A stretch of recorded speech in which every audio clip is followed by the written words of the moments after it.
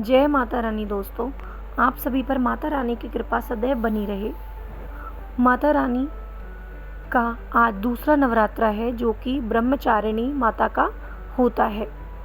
माता रानी की कृपा आप और आपके परिवार पर हमेशा बनी रहे। आज की इस वीडियो में हम माता के दूसरे नवरात्रे की बात करेंगे।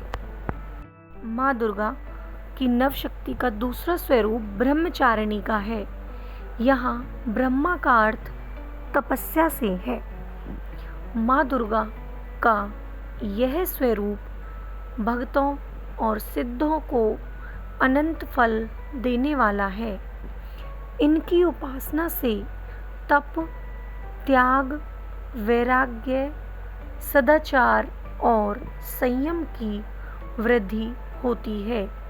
ब्रह्मचारिणी का अर्थ तप की चारिणी यानी तप का आचरण करने वाली है। देवी का यह रूप पूर्ण ज्योतिर्मय और अत्यंत भाव है। इस देवी के दाएं हाथ में जप की माला और बाएं हाथ में कमल मंडल धारण किए हैं।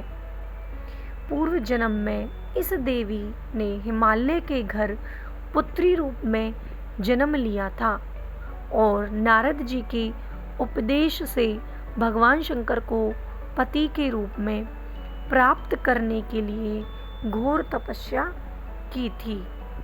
इस कठिन तपस्या के कारण इन्हें तपस्याचारिणी और ब्रह्मचारिणी का नाम से भी जाना जाता है। 1000 वर्ष तक इन्होंने केवल फल फूल खाकर बिताए। 100 वर्षों तक केवल जमीन पर रहकर शाक पर निर्वाह किया। कुछ दिनों तक कठिन उपवास रखे और खुले आकाश के नीचे वर्षा, धूप आदि के घोर कष्ट सहे। 3000 वर्षों तक टूटे हुए बिल्वपत्र खाए और भगवान शंकर की आराधना करती रही। इन्होंने हार नहीं मानी और अपनी तपस्या जारी रखी।